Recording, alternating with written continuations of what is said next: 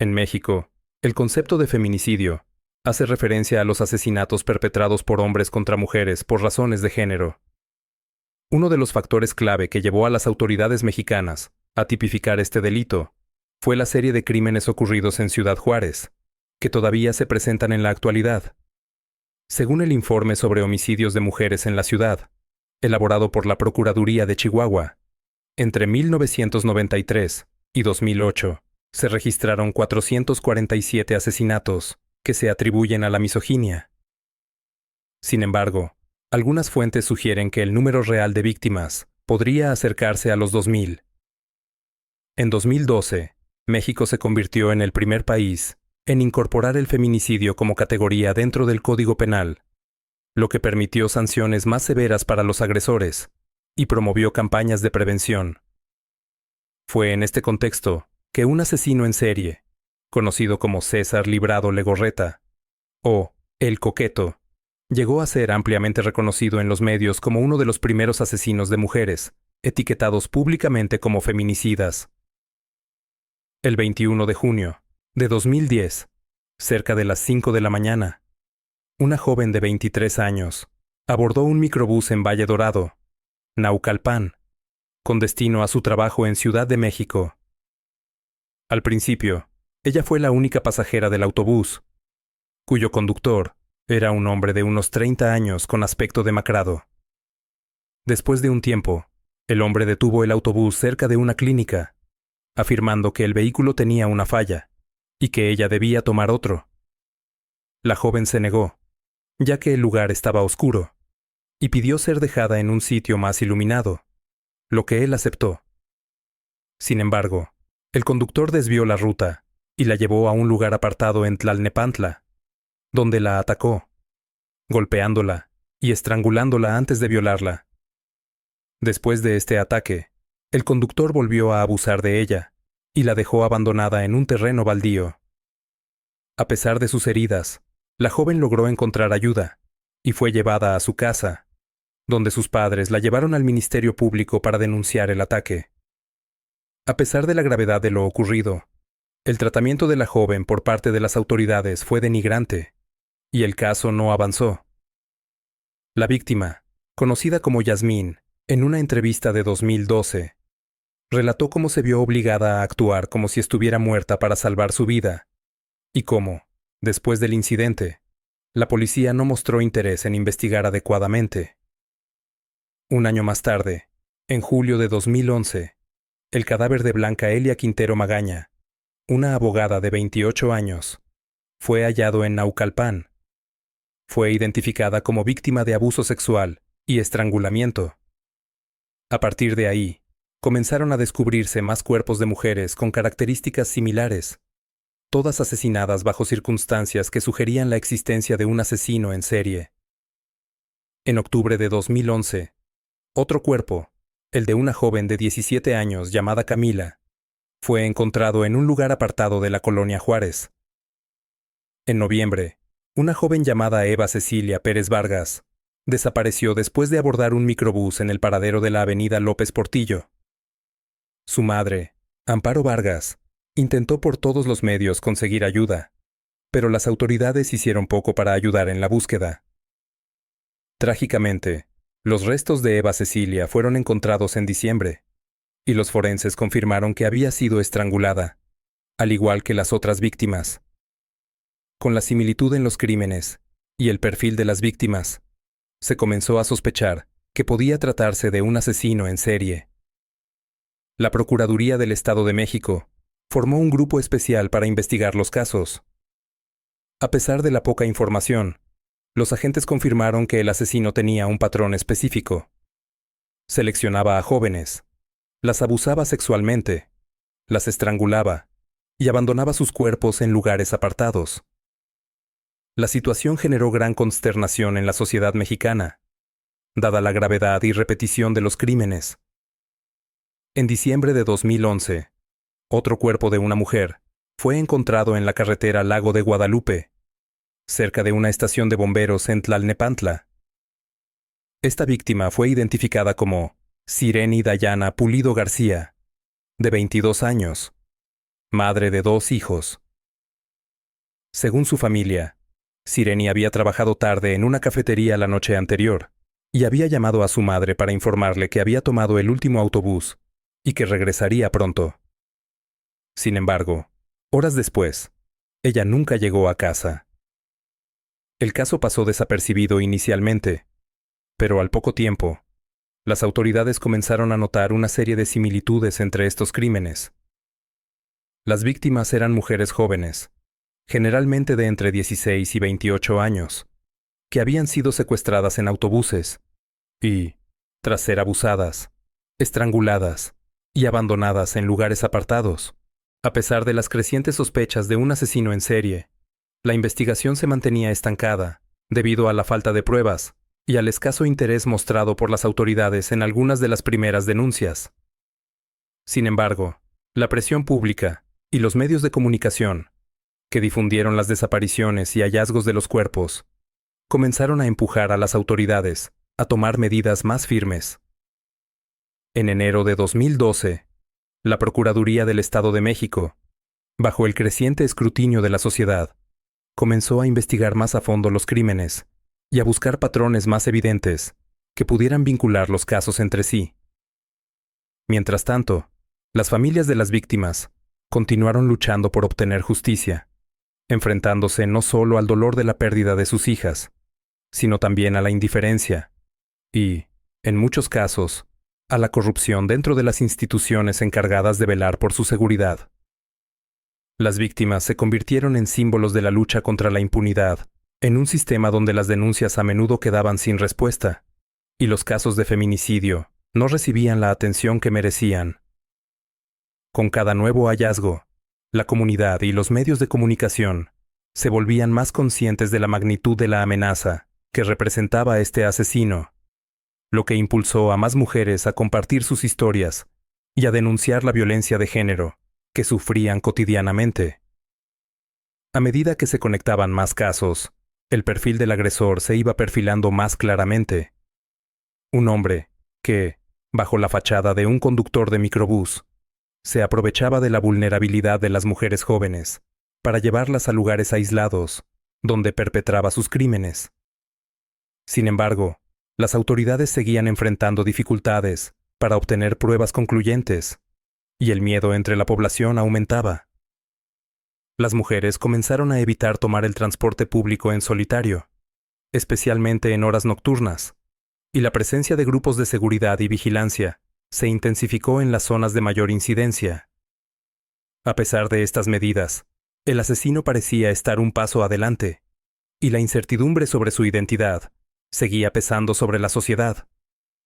Al mismo tiempo, algunas voces dentro del sistema de justicia, tanto de abogados como de activistas, comenzaron a cuestionar la falta de un enfoque más riguroso para tratar los feminicidios, lo que resultó en nuevas movilizaciones sociales. La indignación crecía, ya que muchas personas sentían que el Estado no estaba haciendo lo suficiente para proteger a las mujeres, sobre todo en un contexto en el que la violencia de género parecía ser una constante en diversas regiones del país. En los meses que siguieron, la presión social y mediática no hizo más que crecer, mientras las autoridades intentaban, sin mucho éxito, conectar los crímenes y encontrar pistas que los llevaran al responsable. El temor se apoderaba de las mujeres en la zona, que empezaron a evitar tomar el transporte público por la noche, temerosas de convertirse en una nueva víctima del asesino. Aunque la investigación se intensificó, las pistas eran pocas, y el asesino parecía conocer el territorio con tal precisión que sus víctimas no tenían casi oportunidad de escapar. Las familias de las víctimas, al ver que los casos no avanzaban, empezaron a organizarse en grupos de apoyo, demandando justicia y exigiendo que las autoridades se comprometieran con una investigación seria. Las protestas y manifestaciones se multiplicaron en las calles de Naucalpan y otras localidades cercanas, con pancartas que exigían una mayor seguridad para las mujeres y un cambio en la forma en que se manejaban los feminicidios en México. En paralelo, las redes sociales jugaron un papel crucial en la difusión de las historias de las víctimas y en la denuncia pública de la ineficiencia del sistema de justicia. Las campañas de concienciación sobre el feminicidio y la violencia de género tomaron fuerza, y comenzaron a unirse colectivos feministas y organizaciones civiles que luchaban por una mayor protección para las mujeres. Sin embargo, a pesar del aumento de la visibilidad del problema, la investigación seguía sin llegar a resultados concretos. Las autoridades, presionadas por el creciente clamor popular, comenzaron a revisar nuevamente las evidencias y los testimonios, buscando algún patrón que pudiera vincular los casos. Aunque se descubrieron algunas similitudes entre las víctimas, como su juventud, la forma en que eran atacadas y el modus operandi del agresor, seguían faltando pruebas clave que pudieran confirmar la identidad del criminal. A medida que pasaba el tiempo, muchos de los testigos se sentían frustrados y temían represalias por hablar, lo que complicaba aún más el avance de la investigación. A finales de 2012, un nuevo giro en la historia trajo un atisbo de esperanza.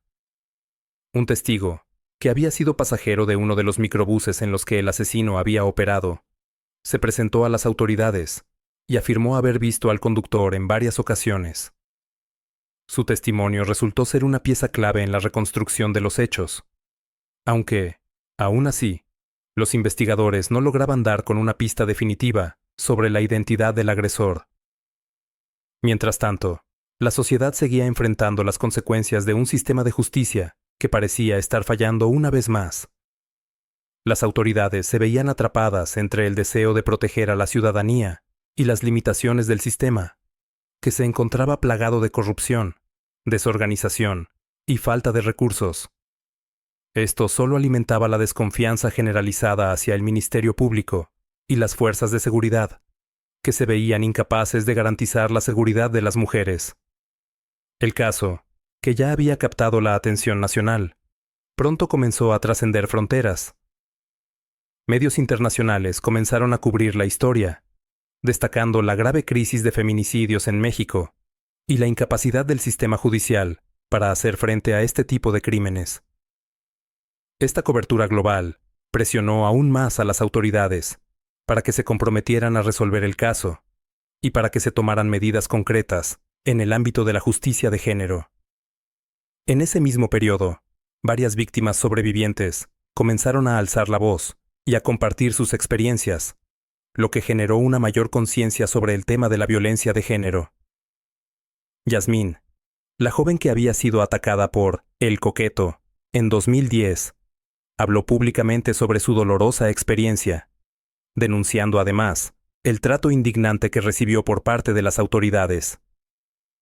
Su valentía inspiró a muchas otras mujeres a denunciar abusos similares y a exigir un cambio en el enfoque de la justicia en México.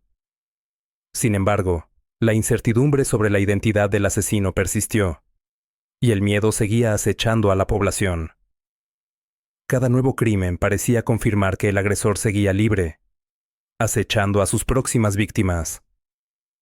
La lucha por la justicia se mantenía abierta, y las autoridades parecían estar a punto de enfrentar una de las crisis más grandes de su historia, en cuanto a la protección de los derechos de las mujeres. La presión seguía aumentando, y, aunque algunos lograron mantener la esperanza de que el caso podría resolverse, la verdad seguía oculta en las sombras, y la ciudadanía no estaba dispuesta a dejar de exigir justicia. La tensión en la sociedad aumentaba cada día. A pesar de los esfuerzos por parte de las familias, activistas y colectivos feministas, las autoridades continuaban enfrentando obstáculos en su investigación. Los testimonios eran pocos y fragmentados, y aunque la presión pública aumentaba, los recursos de la Procuraduría del Estado de México seguían siendo limitados, lo que dificultaba que los investigadores pudieran dedicarle la atención que el caso requería. El hecho de que las víctimas parecieran ser seleccionadas de manera aleatoria, sin un patrón claro, dificultaba aún más la identificación del asesino. Sin embargo, una nueva línea de investigación comenzó a tomar forma cuando, en el año 2013, algunos sobrevivientes lograron dar detalles adicionales sobre el modus operandi del agresor. La descripción del hombre que conducía el microbús coincidía con la de un individuo que había sido visto anteriormente, en varias ocasiones en la zona donde ocurrían las desapariciones. Aunque algunos testigos afirmaron haberlo visto en más de una ocasión, no había suficiente evidencia para vincularlo de manera definitiva con los crímenes. La investigación se prolongaba, y aunque las autoridades prometían estar más comprometidas con la causa, muchos de los habitantes de la zona comenzaron a sentir que la justicia se les escapaba entre las manos. Para muchas familias, la idea de que el asesino seguía libre resultaba insoportable. El miedo comenzó a calar hondo en la comunidad, y las mujeres se volvieron aún más cautelosas al salir de sus casas, especialmente de noche. Mientras tanto, la visibilidad del caso en los medios internacionales y nacionales creció. Los titulares sobre el asesino de microbuses y las campañas de prevención del feminicidio tomaron protagonismo. La presión hacia el gobierno y las autoridades judiciales continuaba en aumento, pero también lo hacía la frustración de las víctimas, sus familias, y de aquellos que exigían que se tomaran medidas más enérgicas contra la violencia de género en el país.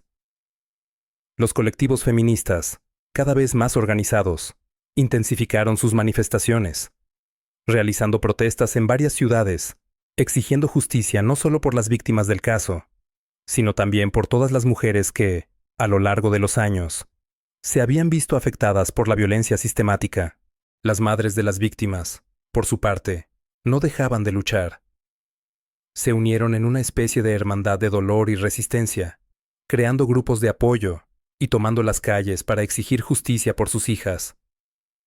Su dolor era compartido, pero también lo era su determinación de que los crímenes no quedaran impunes. En 2014, después de años de incertidumbre, algunos avances en la investigación finalmente parecieron surgir. Un testigo que había trabajado como conductor de otro microbús en la misma ruta en la que ocurrieron los crímenes, se presentó ante las autoridades. Este testigo proporcionó información crucial. Había observado a un hombre que coincidía con la descripción de los perpetradores de los feminicidios y había notado su comportamiento extraño. Sin embargo, aún quedaba mucho por hacer, pues los testimonios no eran suficientes para arrestar a un sospechoso, y la evidencia seguía siendo dispersa. La investigación sobre el asesino, aunque avanzando lentamente, continuaba en curso. Pero la pregunta seguía siendo la misma. ¿Quién era este hombre? ¿Y cuántas otras mujeres había atacado antes de ser detenido? Mientras tanto, la sociedad mexicana continuaba enfrentando una crisis de seguridad, especialmente para las mujeres, cuya protección seguía siendo un tema pendiente en las políticas del país. La historia del caso no era solo un doloroso recordatorio de la violencia de género en México, sino también un reflejo de un sistema judicial que aún no lograba proporcionar la justicia que las víctimas y sus familias merecían. Las cicatrices de este caso seguirían marcando la memoria colectiva de la sociedad mexicana durante mucho tiempo, ya que el caso del asesino de microbuses permanecía abierto, sin un desenlace claro, mientras el miedo y la desconfianza continuaban creciendo entre las mujeres y la población en general.